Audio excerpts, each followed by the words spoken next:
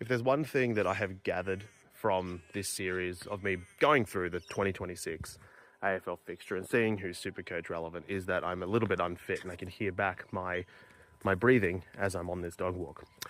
But the main thing I want you guys to take from it is that there are two teams that are definitely the best two teams to pick from when it comes to the mid-season buys. The only unfortunate thing is, one is Richmond, who we're not going to be picking primos from, unless you go Team Taranto, but let's be honest, we won't do that. The other one are the Giants. Now, they also have a early buy, so that's incredibly frustrating.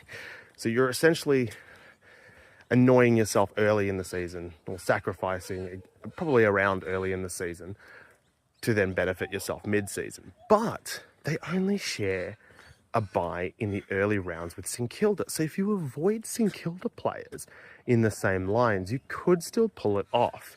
And St Kilda have a significantly harder draw. So, for example, if you were tossing up between Lachie Whitfield and Nasiah Wanganeen-Malera, right?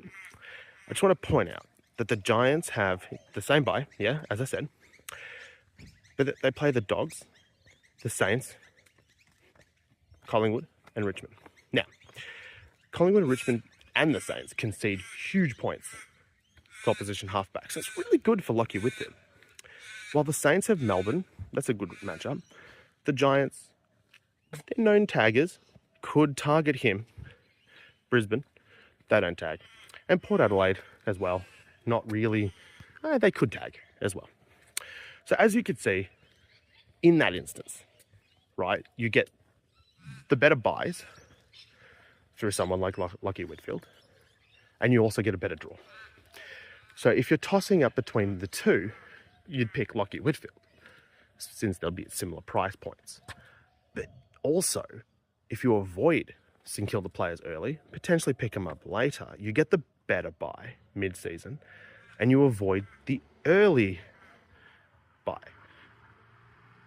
You're a little bit annoyed because you probably have at least two Giants, but it's best 18 anyway, so it's not too bad.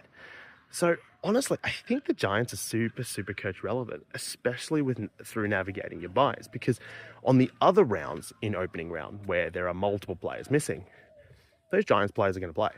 And if you don't have St Kilda players, you're not that disadvantaged. You're really not.